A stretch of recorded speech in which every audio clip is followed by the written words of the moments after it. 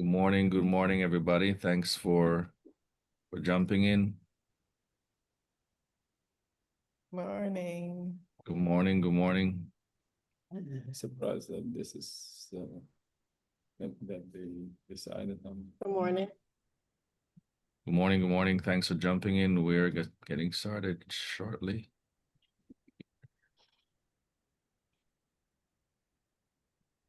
I can always log in while driving. What was it? Can always.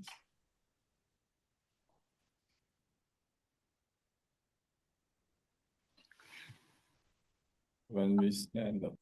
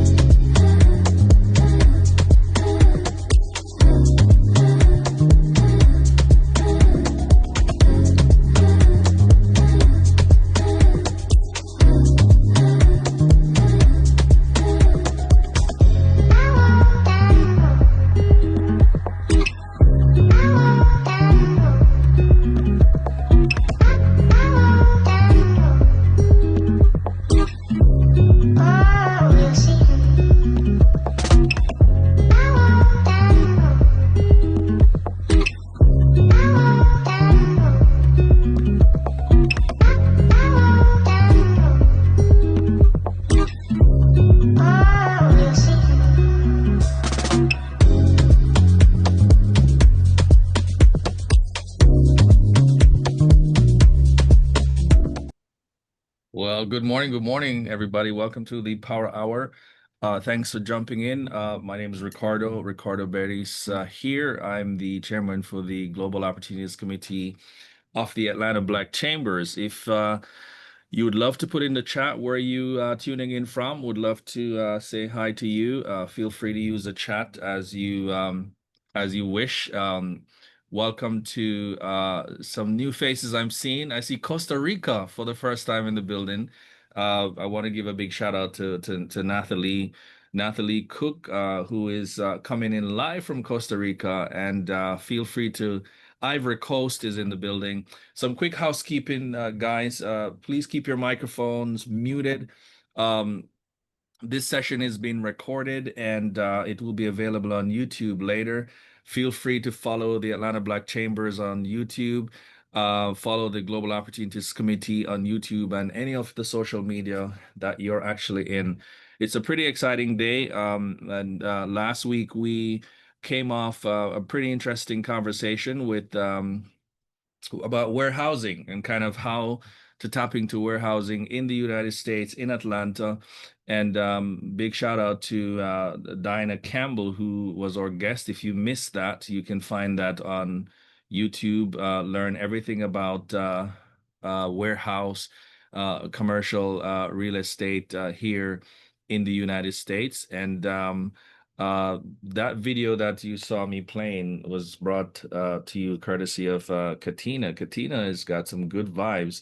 She created that selection. So I want to give her a big shout out because she got some good taste there. Katina. We have a few more power hours for the rest of the year. So we're going to be closing off 2025 by the time we get to December 3rd will be our last power hour. We've got a couple things that's coming up. The ABC holiday party. So make sure you join us if you can. Last week we had a good in-person mixer, so big shout out to the folks who came out in person last week, and Lisa White, Howard Brand, amazing showroom out here in Atlanta. If you missed it, it's an amazing space for you to be able to see. Today we have some folks from Suriname and on the call, and I'd love to get us started with some introduction. Don and Orlando, who is actually coming in live from Suriname, and would love to start that. I also have Anthony Gee, who is an Atlanta entrepreneur, and he's also here to drop some nuggets and his wisdom. And so we get your pen and paper, however you make your notes, so because we want to make sure that you have some great takeaway. Morning, Don, Orlando. Thanks for jumping in. How are you guys doing? We're doing good. I'm doing Awesome. Yeah. Awesome. Anthony, how are you? Good, good, good to see you guys. Fantastic, Ricardo. Thanks for putting this together. No, absolutely. So we're gonna get started with some intro as usual.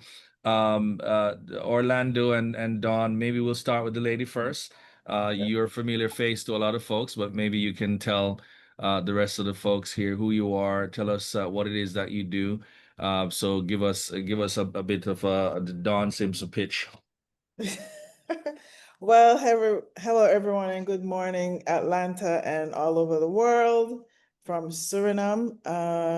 I am the regional lead for the Atlanta Black Chamber for Suriname. I'm actually a born Jamaican and American citizen. I'm in Suriname for maybe almost 10 years now, working with the government, especially bringing in investments and trade for the country. So basically, that's my small intro. Yeah. Awesome. Small intro, but but big things. You're doing big things with the small intro. So we appreciate you for bringing this to our attention. So you wanted to introduce us to Orlando, and Orlando is backstage we were getting him ready to be the president of Suriname soon, but he's currently the president of the Energy Chamber. Talk to us a little bit about who you are, Orlando. And I didn't even know you had an energy chamber, but over to you, sir. Yes, thank you very much. Also, hello from me from Suriname. Yeah, let's say my business background for the past 15 years has been in the energy sector. We set up a company, a solar energy engineering company in Suriname, and helped develop the country, the solar part in the country. And for the past 3 years, we've set up the energy chamber. The reason why, because Suriname is making a big leap when it comes to the production of oil and gas. We're producing now 17,000 barrels on land, and within a few years, we'll go to 240,000 barrels every day. So that was for us a reason to start making sure that there is a strong organization that's looking at the energy sector. And I have 4 kids. One of my kids is her birthday today. That's Naomi. And I have 3 girls and 1 boy. So this is my prince and princesses. Awesome, awesome. Well, happy birthday to your princess, your prince, right? It says Princess. your That is the princess. princess' birthday, yeah. The princess's birthday today, and I'm sure she's excited to see what daddy is gonna be bringing to her today. Happiest day in her life, probably. So thanks for sharing, and we're gonna touch a little bit more. I know we are stretched for time with you because you've got some stuff, some pressing stuff. I understand with Parliament that's coming up. So we're gonna get as much as we can out of it. But I did want to say hi to Anthony and have him introduce himself. Tell us a little bit about who you are, sir, and what it is that you do. And I mean, how did this connection even happen? So maybe you can give us a rundown on that, Anthony. Sure. My background is actually in finance, worked on Wall Street for a couple of years, started a venture capital firm. So I spent probably the first half of my career doing venture capital, really funding startup companies, primarily in tech, but some other sectors as well. Last 10 years or so, I moved into commercial real estate development. And so we developed what we call entrepreneurial communities here in Atlanta primarily, but US in general. And so we have a business called Concept House in Atlanta, where we have our second location, which just opened up. So we house about 60 entrepreneurs total, and we focus on generally kind of companies that sort of make things. So everything from food and beverage to cosmetics to candles, et cetera. And so, and now we're moving into not just sort of commercial buildings, but also sort of entire communities where you have sort of entrepreneurs actually can sort of buy their townhomes, their homes around this sort of entrepreneurial ventures that they're creating. And so I met Dawn actually last year at the Atlanta Black Chambers conference, and we spent some time together. She told me all about Suriname, and we spent really the weekend sort of talking about the opportunities and sort of looking at Atlanta, the Atlanta landscape, and how those may apply to Suriname. And so I spent a week out there, maybe 2 weeks ago, and had the opportunity to meet Orlando and really the sort of world class conference that they put on that attracted sort of businesses, entrepreneurs from around the world to sort of look at the opportunities in Suriname. And so just came away blown away with the opportunities and Orlando and Dawn and what they're creating, and met a number of government officials. And it's really a special place just because of the topography of the country, 90-something% rainforest, opportunities for renewable energy, which Orlando certainly plugged into, global nature, which sort of Dawn brings to the table, and really just the wealth and the people. I mean, just great people, relatively small population, just a very exciting place to be right now. So happy to be on the meeting this morning and really participating with really two world-class people. No, fantastic. And thanks for sharing that. And congrats, Anthony. We did tour, we did take some of our delegates last year to Concept House, and they were able to see the concept of the house, if I may, and what you've been able to offer there. And I know that they loved it. So congrats. And a second facility that you actually have, a second building housing entrepreneurs. So folks, feel free to be on the lookout for that and perhaps visit Concept House in Atlanta. I want to come to you, Orlando, because and Don can chipping after sort of what made you then put on this. You did this energy conference. What's the opportunity that's drawing so much in terms of attention to Suriname these days?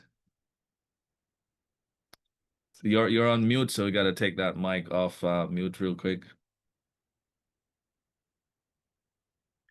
Okay. Here we go. Yeah, okay. So the most important reason why we had to undertake this is because the immense opportunity that there is when it comes to human capital, when it comes to entrepreneurship.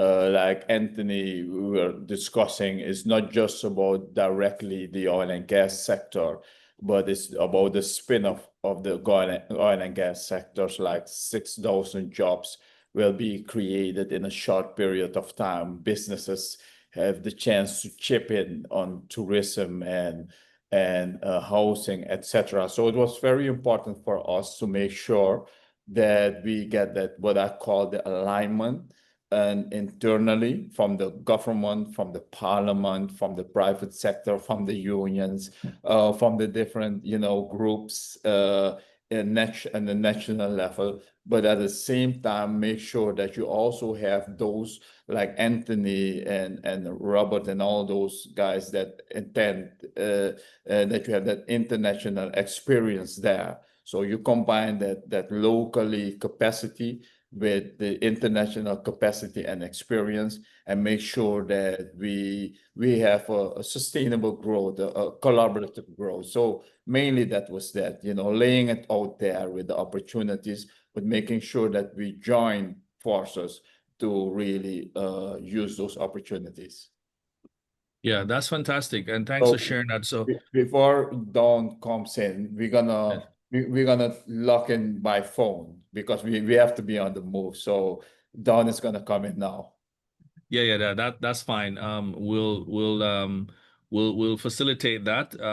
But I wanted to, while you do that, Don and Orlando, while you switch into your phone, Anthony, I want to come to you and kind of tap in there, because what made you decide to go out to Suriname when you heard about this? What was the driving thing? What was the factor that says, you know what, I need to go out there to see what's going on? Well, for me, I've been involved in some sort of transformative emerging markets, right? I think when South Africa, maybe 20 something years ago, Mandela got out, and there's a lot of excitement around sort of Black ownership and Black entrepreneurship. And then, sort of in Nigeria, the last kind of 10 years or so, just the development that's been happening there. Um, and really, you don't get these sort of opportunities all the time, right? This may be a once in a generation situation where you have a country that has a significant oil find.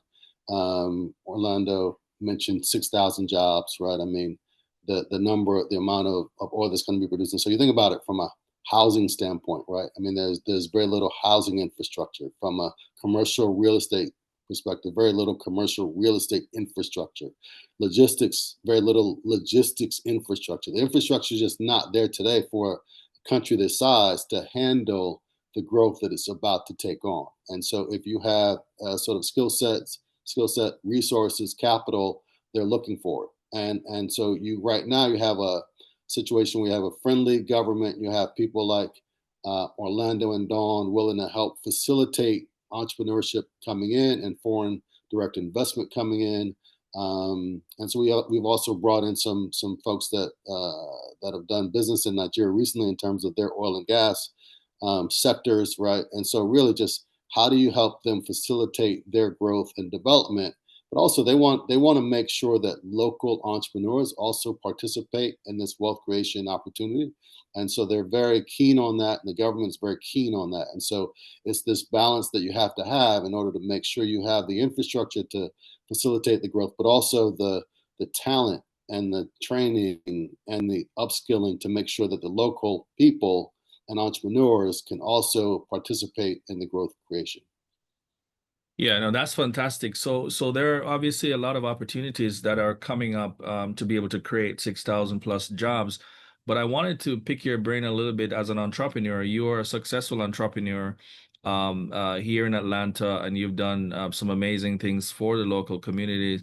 How are you thinking about the connection that you're making with your expertise and what the opportunities that exist in Suriname? Like, how did you even sort of, begin to think about those sort of intersections? Because I know we have folks who are on the calls who are entrepreneurs, but they may also be interested in understanding, like, how does my skill set that I have, apply to this oil and gas industry? And so we want to kind of understand, how do you think about it so that they can also think about it the same way, perhaps?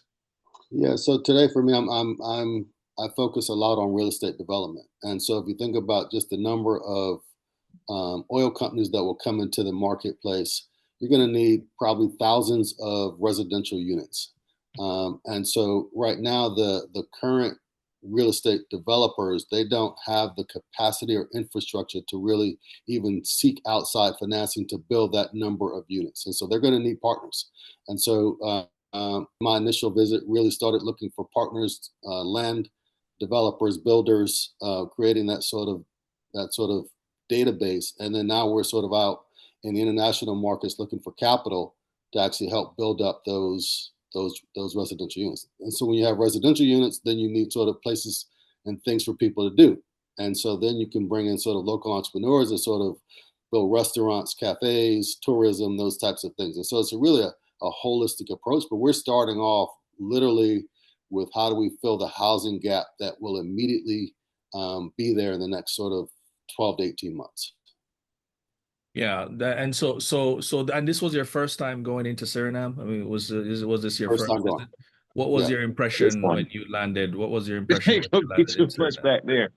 Outside. Keep your microphones on mute, guys. Who is that? You gotta keep your mics on mute, everybody. Sorry, go ahead, Anthony. Yeah, so not easy to get there from the US. Actually, we had to fly into Guyana and then sort of spend the night there and then go into Suriname. So it's actually a really interesting perspective, because Guyana also has a significant oil find. The population is a little different, though, not as developed from a population standpoint as Suriname. And so we actually got to see both. And I think Suriname has actually learned a lot from Guyana in terms of what they did right and what they did wrong. And so they're really sort of trying to make sure that they do things better, get a better deal with the oil companies, but also build up their infrastructure. And so having that sort of juxtaposition was really important for us. But also, it's a very friendly place. You can sort of, you go there, you can walk on the streets, you can sort of go to restaurants, the people are warm. And that makes a difference for me when I sort of move into a country, or sort of do business in a country these days. And so, yeah, and then sort of the facilitation by Dawn and Orlando. I mean, Dawn has sort of worked on Wall Street. She sort of understands customs of U.S. businesses and entrepreneurs, and so that makes the transition much easier. And so it's a very again, there's going to be bumps in the road. There's going to be challenges, right? And we're sort of understanding sort of the legal structure, the laws, all of those things as we sort of move in. And so we're not, we'll sort of move in a very uh, uh, structured and cautious way. But again, we're very excited about the opportunity set today.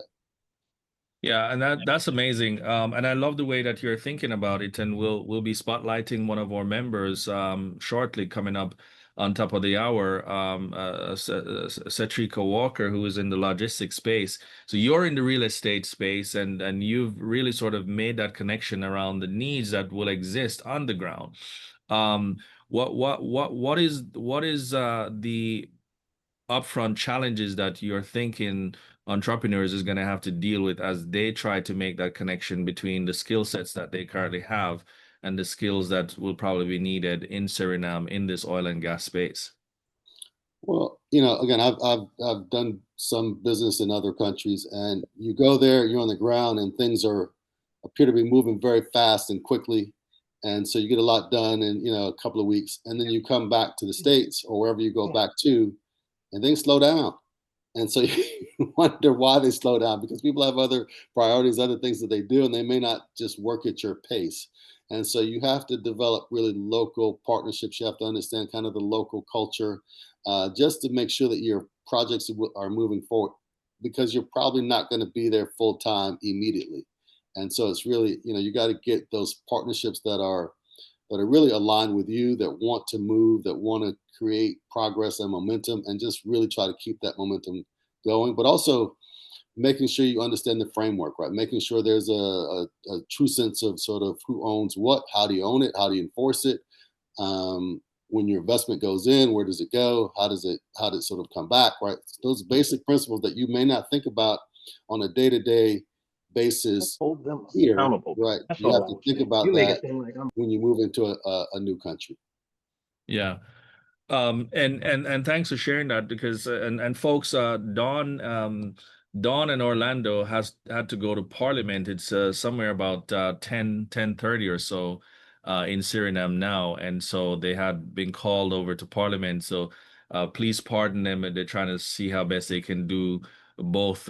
So we're blessed to have Anthony, because he's a great example of how he's able to then connect the dots between what's happening here in Atlanta and what's happening in Suriname. So Anthony, you're an entrepreneur here in Atlanta.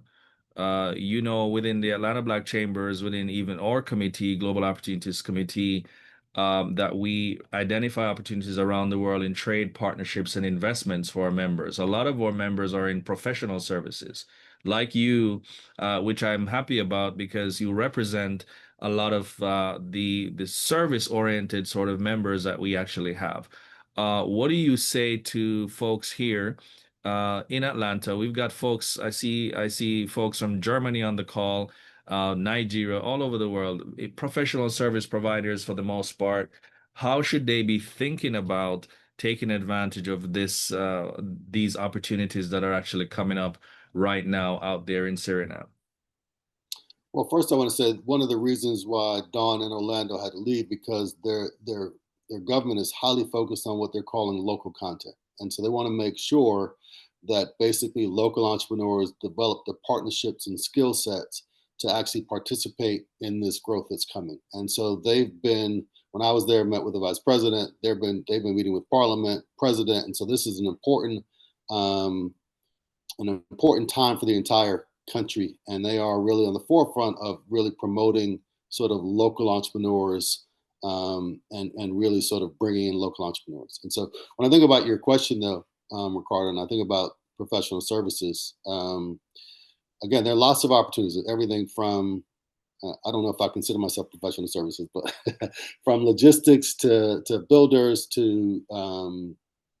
mean, literally everything, right? There's nothing that's sort of off the table when a country is developing in this way. And so it's really about do your research in terms of, if I think about a country that's going to have 6,000 new jobs, or um, pump that amount of oil, or bring in that number of people, right? And they want to create tourism. They need agriculture. They need logistics. They need housing. They need commercial buildings. They need cleaning of those buildings. They need the building of those buildings. They need every aspect of a growing nation of literally the size of Atlanta. It's only 600,000 people today. And if you think about the number of people that actually have skill sets, it's a much smaller number, right? And so think about, again, how you can sort of market, package, connect in this opportunity. And so it's I don't know that there's any sector that I think is off the table, to be honest with you. Yeah, wow. So literally every sector, every professional service you can kind of think about will essentially be needed out there. Yeah, it's like building a new city, right? And when you go to you built a new city, what would you need, right? You have to build the roads, you have to build the infrastructure, the telecom, right? And that's outside of the oil and gas specifically. It's really these are adjacent opportunities. And so it's everything that you think about in terms of building a new city. That's the level of infrastructure and services that you're going to need. Yeah, and you talked a little bit about partnership. How have you, what's your strategy for establishing partnership on some of these new territories when you get in or before you get in? How are you thinking about that? Yeah, so I've been fortunate to connect with a couple of builders there, and they've done sort of smaller projects, so they understand the landscape, they understand the legal infrastructure, they understand sort of they have subcontractors, right, that can sort of build generally housing, but they've been building, call it 1 to 5 homes, right?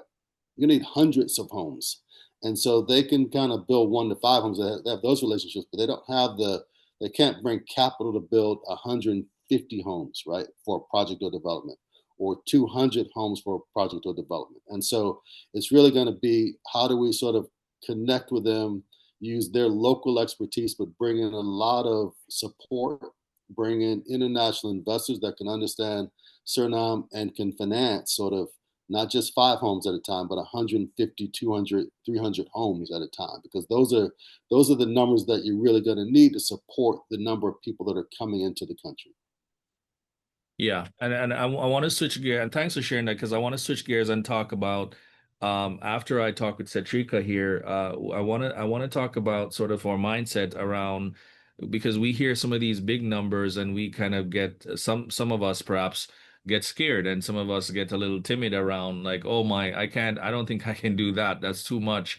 I want to kind of talk to you about how do you think about those things, because you are someone that we look up to, obviously, out here in Atlanta. You've done a lot of stuff, and I think this is a great learning moment for entrepreneurs, not just in Atlanta, but all over the world, who are actually listening to you. I don't think people understand who you are. I think they might just underestimate the value that you actually bring to the table in Atlanta.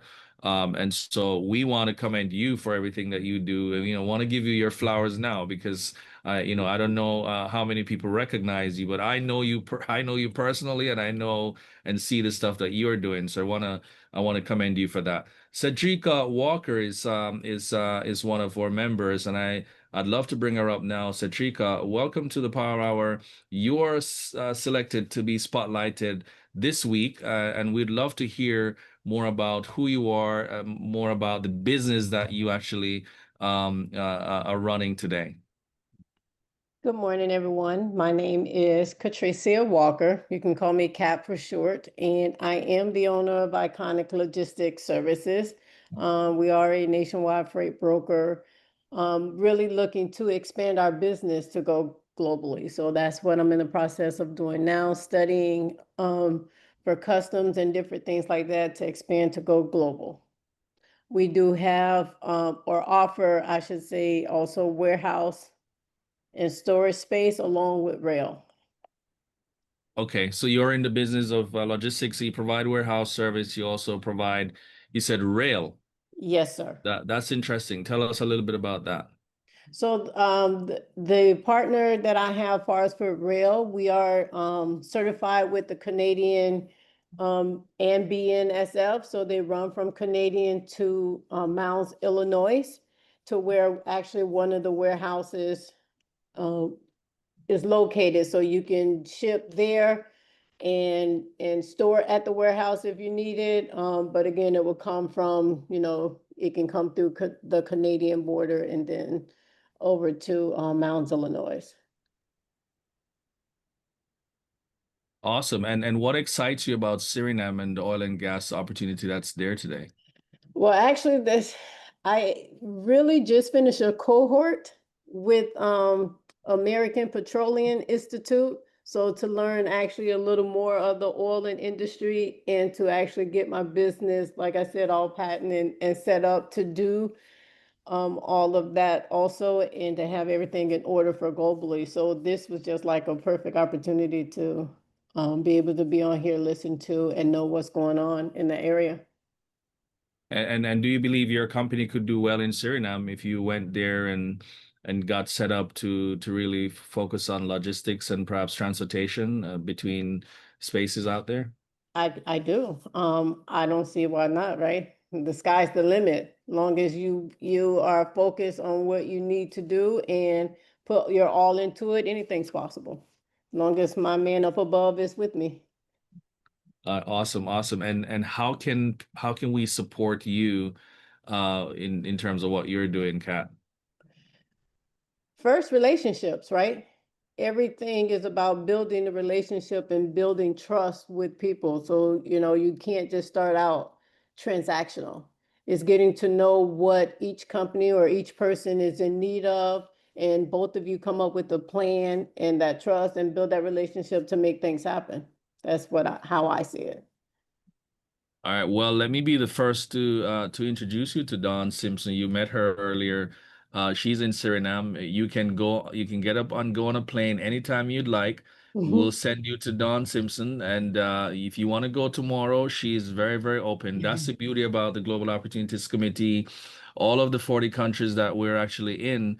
Anytime you want to go there, you can let us know, and we will connect you directly. You can fly in the next day and they will welcome and receive you and start building out those relationships. Do you have any questions for Anthony as an entrepreneur? Any questions around what you're doing and how you may be able to continue to grow?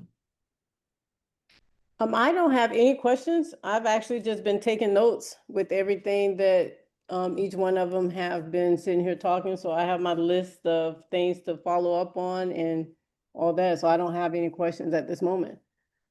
All right, fantastic. Well, thank you for being a part of the chamber. Thank you for serving.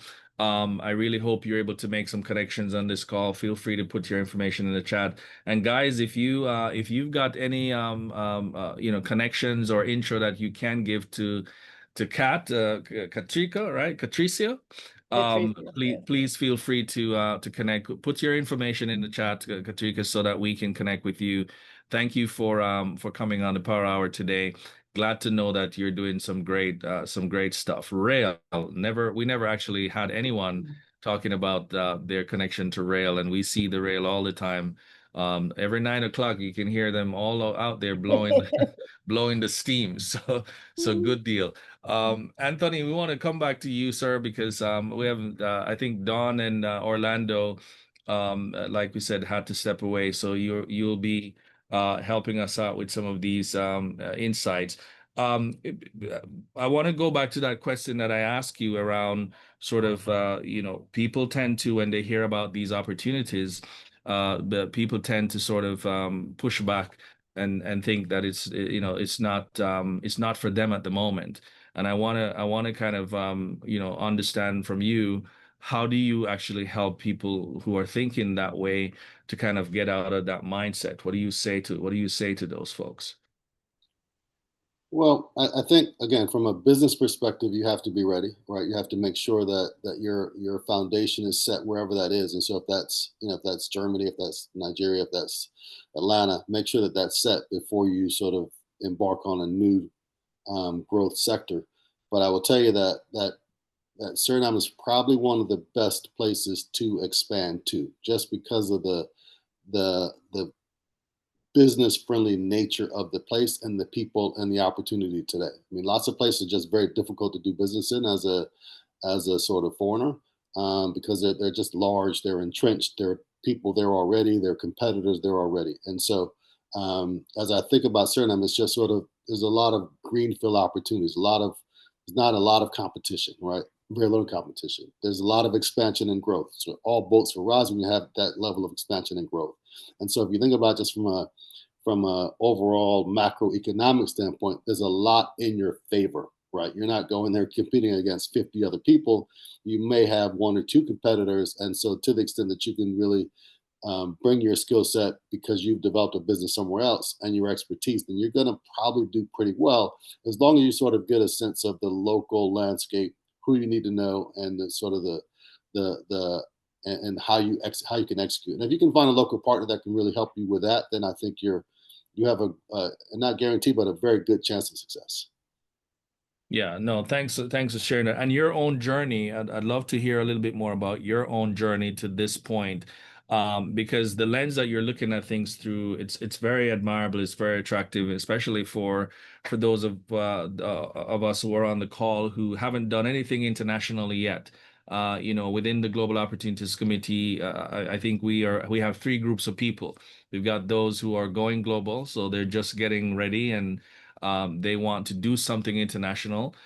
We have those people who are already doing something in maybe one or two countries, and they're looking to stabilize that. And then you have those who want to grow globally, want to do more. They want to do more in more spaces.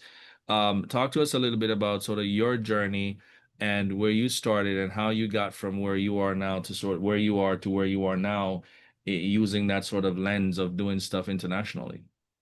Yeah, I mean, it really wasn't on my radar to go international. Our goal was really to expand in the Southeast.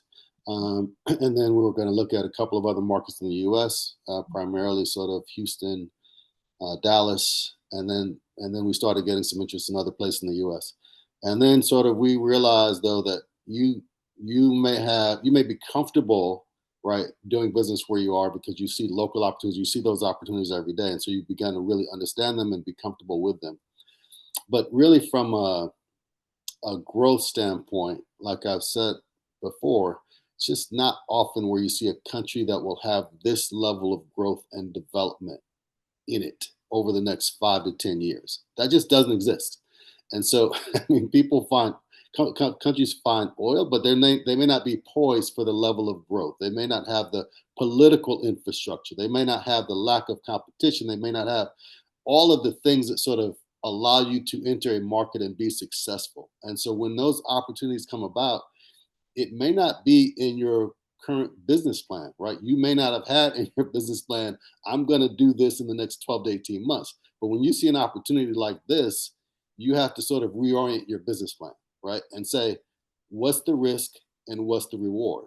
And so I'm just going to tell you that I just don't see many opportunities like this come about where you have a direct connection to people that a government, a group like Dawn in Orlando that want to facilitate your growth and development, and a real sort of business opportunity from a growth standpoint that's unfettered. And so that just does not happen every day.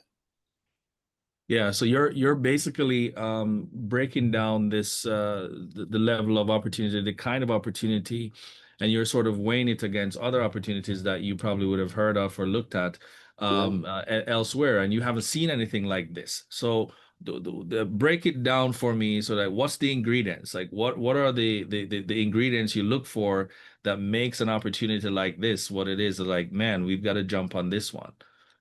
Well, so for us, we always look at markets that we think have opportunities for growth, right? And so when we built or when we bought our building in South Downtown, we thought that Castleberry Hill had significant opportunity for growth. And then a couple of years later, Centennial Yards came, and so we've seen that investment sort of quadruple just because of the place and location of it, where it was. And then we also think we have a unique perspective in terms of how entrepreneurs grow and scale. We did our second location in Capitol View. We also think that it's an area, it's a neighborhood by the Beltline, significant opportunity for growth, right? Those are growth opportunities. However, you don't have an opportunity where an entire country, right, will see this level of growth, right? And so we're able to pick sort of neighborhoods relatively well, cities relatively well. We want to be in cities that have sort of good growth prospects from corporations coming in, job growth, those types of things. But the level of growth that you're going to see in Suriname is unparalleled. We're not seeing that anywhere else. Certainly not. I mean, Atlanta's a growth city, and there's a lot of growth here, but not that level, right? Texas, Houston, a growth city, but not that level of growth. And so Suriname right now as a country provides the level of growth that you may not see in your lifetime again, right? And so it's just, and even if you see it, you may not be connected to it in a way that you can actually capitalize on it.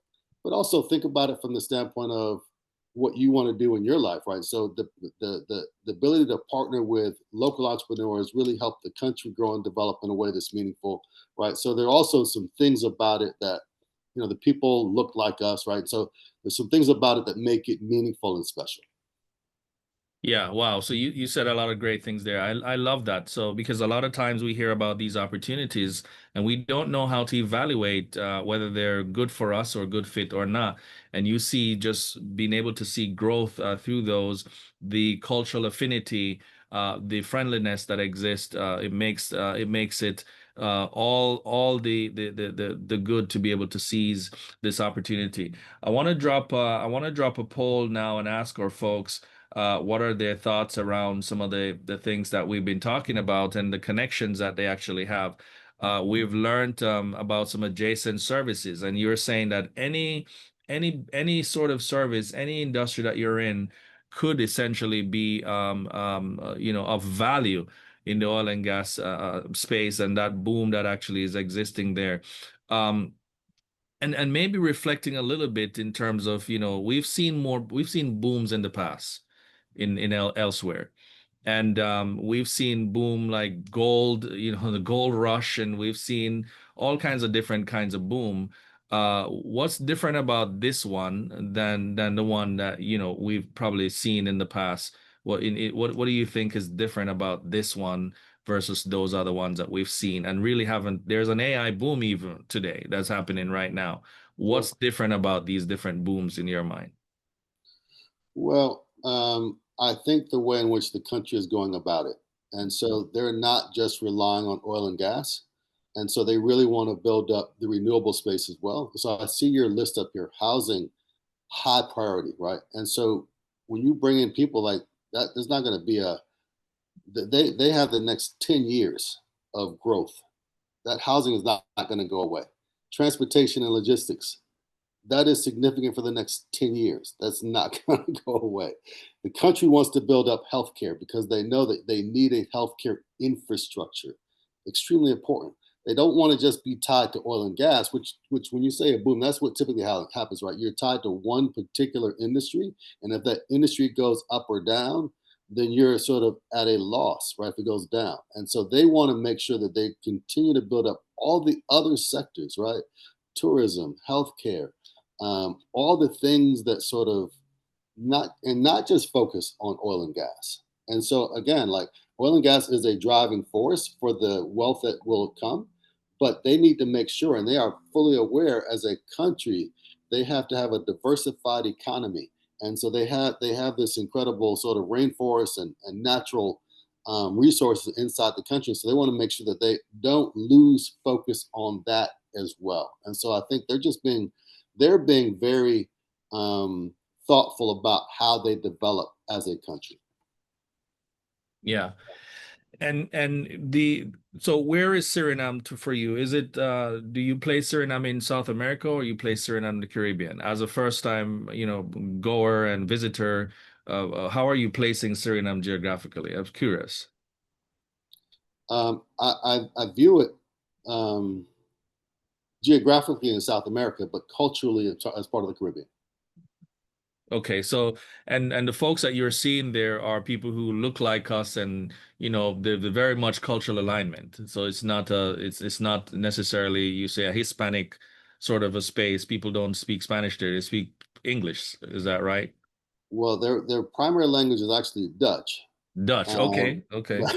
but which was new to me. But they also speak English, and so yeah, from a influx of people, you get a lot of people from Trinidad, Jamaica, the Caribbean that are going there. So there's a strong Caribbean influence in terms of the people coming there today, as well, I mean, as well as other places. But that's what you see a lot of.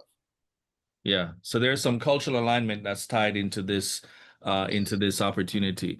What do you think should be some of the first, things that entrepreneurs who are listening should do to then move to seize this opportunity that exists? What are the top five things that you're doing? What do you think that they should be doing? Well, I thought the fact that you had Patricia on the session today was outstanding, right? I think she could move in there. Other logistics companies could move in there very quickly. You talked about warehousing that you did a session on maybe last week. Huge opportunity for warehousing right now. We're going to be focused on sort of housing, but also other forms of real estate development. So we'll look at storage, we'll look at warehousing, we'll look at commercial buildings as well as sort of hotels. Um, I think the healthcare sector, that'll come a little bit later, but it will definitely come because they need to build out a healthcare infrastructure. But marketing, everything that you can sort of bring into an economy that's growing at this pace that doesn't have a significant amount of it will be needed. Now, I will say that they have a strong relationship with Dutch, so there's a strong sort of European connection, and so some of the capital and investors and groups will come in from Europe. Total, which is the primary oil company today, is out of France, and so again, there's a strong European connection as well. Um, but I think people feel good about going from a business standpoint into the country, right? It's one of those places where you feel that you're safe, you feel the people are warm, you feel like, oh, I can do business here, right? If you're coming from different parts of the world. So um, I think it's just a great opportunity. Yeah. And folks, if you have any questions for Anthony, this is your opportunity to perhaps raise your hand and ask away. We will have to bring Don and Orlando back again in another power hour later in the future. But I think you've heard enough of what you need to hear to then help you to decide if Suriname is a good fit for you. You've heard how to really measure an opportunity to be able to seize on it. But if you've got a question, feel free to raise your hand. Feel free to put it in the chat so that we can take it. And so just before we start closing out here, Anthony, just a couple announcements I want to make sure that folks are aware of. We're actually going to West Africa in March. So as the Global Opportunities Committee, one of the things that we do every 6 or so months is to plan these delegations, bring CEOs and entrepreneurs like yourselves into Atlanta, and then we also take CEOs like yourselves outside of Atlanta and visit other jurisdiction. So like you heard Anthony for the first time going into Suriname. The connection was from the Go Global conference that then resulted in a visit later, which now there's a massive undertaking of opportunities that exist there. So we're going to go to West Africa in March.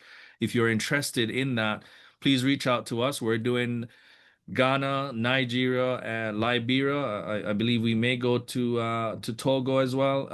And so we are super excited about that. August of next year, we're going to be doing Central Africa, and we're going to the Caribbean, Anthony. So we're giving people enough time. March of next year, we're going to go to the Caribbean, and I think Suriname is definitely going to be on the mix there with Guyana and some of the other Caribbean spots. So get ready for that. But you can hop on a plane today and go to Suriname if you'd like. There's nothing, we are not stopping you for sure from going out there, and you can connect to our people on the ground. I see Joe and Shanta has their hand up, so we'll ask Joe to please go ahead and unmute and ask your question, sir. Well, good morning.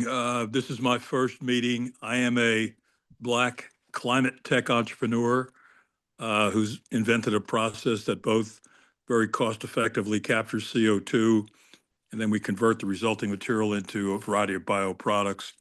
We've been operating here in the States. I've got a Georgia operating affiliate company that I want to get off the ground.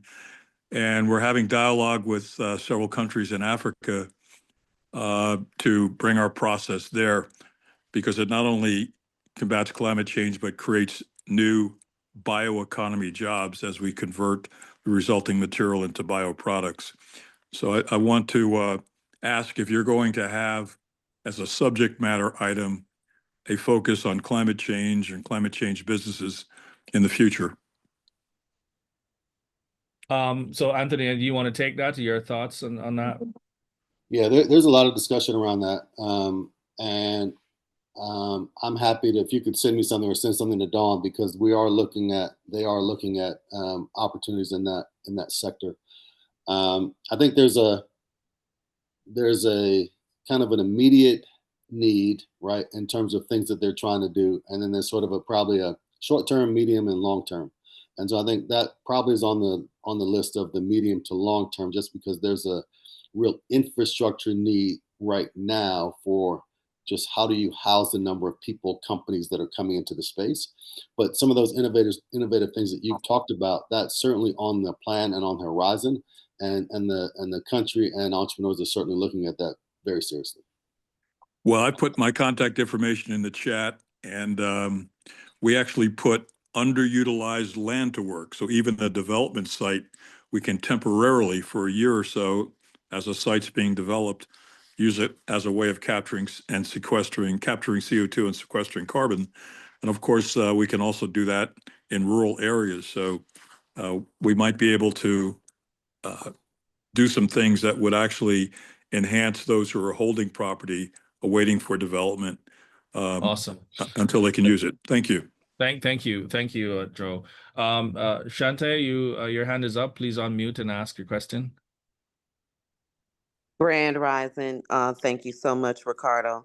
I was just raising my hand because you did mention Central Africa, that you all were going there, and we'll actually be going there, a delegation leaving on Monday, and I don't know if there is anyone on the call, but we are still looking for referrals for legal counsel in Central Africa. So if anyone has any referrals that they may be able to refer that is in the legal business, the law, firm business there in Bangui or Central African Republic, if you could please refer them to me, I can put my email there in the chat box. Thank you. All right, thank you, Shante. Natalie, you had a question? Yes, good morning. So just wondering what the opportunities are in a developing country like Suriname for your everyday person. It seems like most of the opportunities are capital intensive, and businesses and corporations can jump in, and governments and organizations. But what would you say is the low-hanging fruit for your everyday person that wants to participate in development and growth in a country like Suriname that doesn't have a lot of money? They're not necessarily a business owner. Anthony, you wanna respond to that? When you say participate, are you thinking about moving there? I mean, what are you thinking about there? In terms of opportunities to make money, but they don't have the same capital that a corporation would have or a business would have. Yeah, I think so. If you think about it from the standpoint of, they're going to be large foreign investors, right? But they're also going to be just everyday opportunities. And so I mean, everything from restaurants to flowers to catering to delivery. I think, you know, there's sort of an opportunity for, I think you're talking about sort of entrepreneurship, just small entrepreneurs. And so I think there's a real opportunity to just sort of come in ground level, build it up. Now, those, you can't sort of do that from afar, but if you're willing to get in there, roll up your sleeves and sort of make things happen, I mean, you know, I think there's opportunity for small businesses to certainly participate. But again, you have to be willing to go there and make that happen. Yeah, no, thanks for that, and I think that makes sense, and obviously, I believe everybody on the call is an entrepreneur, and you may have different levels of entrepreneurship that you're pursuing, and so that low-hanging fruit question is real, but going in and really sort of partnering with some of the other local entrepreneurs may be a low-hanging fruit that you can actually exercise. I know there'll be obviously work permits too, that if you have certain specific skill set or expertise you can getting at the work permit level and get to work with another organization that's out there that may be looking for your skill set. I see your hand is up, A. Hetrick. I don't know if that's the name A, but please unmute and ask your question. Yes, it's not a question. I'm from Holland, Astrid. Hi, everyone. And I'm from Suriname original. So I recently launched my business in Suriname and I'm a consultant. I'm a consultant and in the training business. So there is a lot of opportunities and also in the ISO certification because all the companies who are going to do business with the oil of gas in the oil and gas sector had to develop the learning skills. So that's what I'm doing and I'm providing. In January, I am in Suriname. So if you want to contact me and you want to know something, let me know because I'm in a lot of groups, app groups with a lot of entrepreneurs, also with people who can register your company in Suriname. I'm from the Netherlands, but I have a Suriname ID right now. They arrange it for me, so I can go there. I can drive. I can do business. I can open my bank account. I can do everything. So it's possible. It's now. 2026 is the year to operate. If you're Wow. sleeping, you're going to sleep on it because it's time now for us, Black people. Really. That's fantastic. Thank you. Listen, I'm coming there this afternoon because we got to come out there to come take advantage of this. But thanks for sharing that, and thanks for joining the call as well. So guys, you hear from an actual entrepreneur who is currently on the ground, who is currently involved, like she's in the opportunity, she's taking advantage of it right now. Anthony, you know, we're 1 minute away from wrapping up on the Power Hour, and I want to thank you. I want to hear your final advice, your final bit of advice to the entrepreneurs, the business owners that are on the call, wherever they're from in the world, are saying like, wow, what is it that I need to do now? Like, I'm ready. What do you say to these folks? So your final bit of advice, sir. I love what the previous person just said, right? She is there. She's doing training. Training is a massive opportunity there because people have to be trained for these jobs. These jobs, you're going to get, you know, call it 6,000 to 10,000 new jobs. How are you going to fulfill those jobs? Those people need places to live. They need places to go. They need things to do. They need to move equipment. They need to have cleaning things. They need to cleaning service. Every opportunity that you can think about from again, think about building a new city or creating a workforce for a host of new sectors. How does that happen, right? Just really put your hat on, close your eyes for a moment, and think through that process, and then think about where you fit in that process, right? And so if you can sort of plug into either big or small, right? I mean, really start small. I encourage all entrepreneurs to start small and then grow. Understand what you're doing, understand your business, understand your sector, understand what you do well, and then sort of grow from there. Think about it from the standpoint of how do I start relatively small in this place that's a unique situation, and you may not have this opportunity again in your lifetime. Awesome.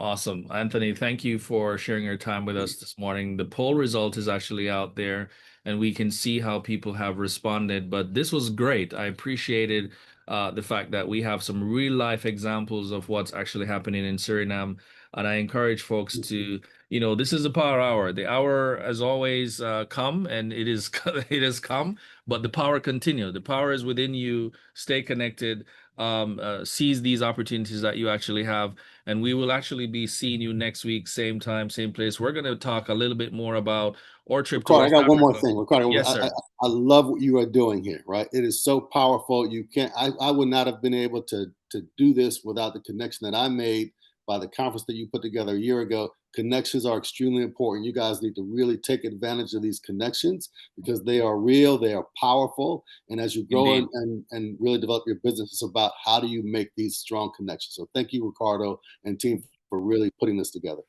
No, absolutely. It's a teamwork, and thanks to the network that we've built, thanks to Don, Orlando. I mean, if these guys weren't willing to do this kind of stuff, we wouldn't be having this conversation. So I appreciate you, Anthony. I appreciate all of you.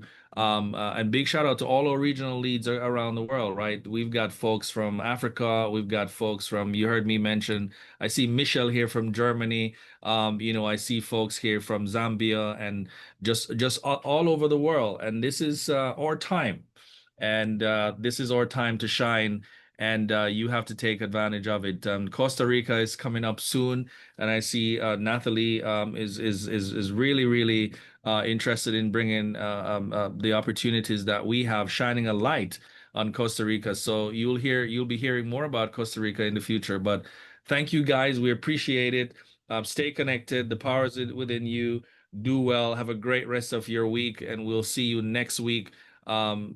Same time, same place on the next power hour. Thank you, everybody. Appreciate you. Thank you, Anthony. Thank you, man. Appreciate you. Thank you, Ricardo. Thank you. Appreciate you. Thank you very much. Thank you, Ricardo. Bye. Thank you for your Thank you, leadership, Nathalie. Good to see you. Ricardo. Thank you. Thank Yeah, you, Dr. D. good. Thank you.